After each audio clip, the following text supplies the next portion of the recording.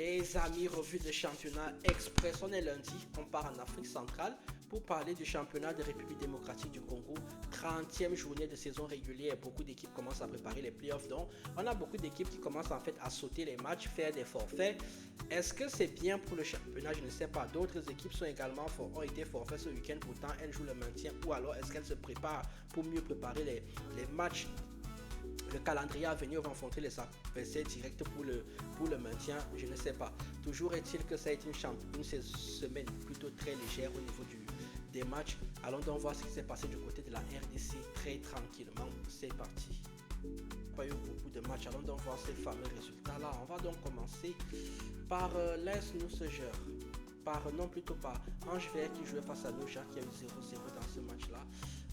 L'AS Nucégeur a perdu par forfait devant le tout puissant Mazembe 3 buts à 0. Pareil, Saint-Lopopo qui a perdu par forfait 3 buts à 0 face à Don Bosco.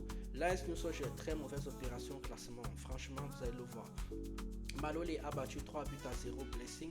Tanganyika a battu 3 buts à 2 Chinkunku. Aigle du Congo a été battu par Céleste 2 buts à 1. Comme j'ai dit, Aigle du Congo, ils sont vraiment en train de préparer eux depuis un mois maintenant les playoffs.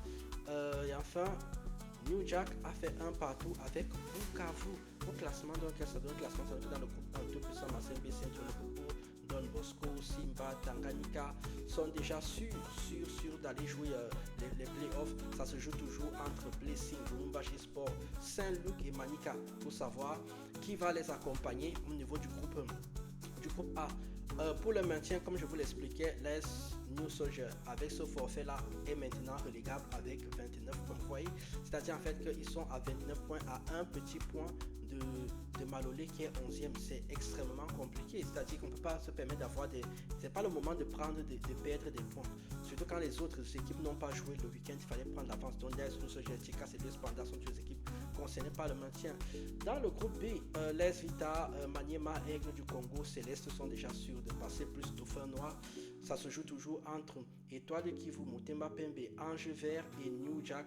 Sans oublier la Rangers pour savoir qui va accompagner les 5 premiers que j'ai cités au niveau des playoffs. En bas du classement, tout le monde sait, Bukavu est déjà sûr de descendre, donc il n'y a rien de surprenant là-dedans. On aura les résultats, une grosse semaine nous attend cette semaine, donc on aura les résultats la semaine prochaine très tranquillement, on en parlera. Et maintenant on commence vraiment à se projeter pour les playoffs. Il est vraiment temps que ça se termine. Moi j'ai toujours dit que le championnat de RDC est trop long, il y a trop d'équipes, il est trop long, il y a trop d'équipes. Le programme comme toujours, pour que vous allez voir les autres championnats, Libye, Nigeria et autres, et je vous dis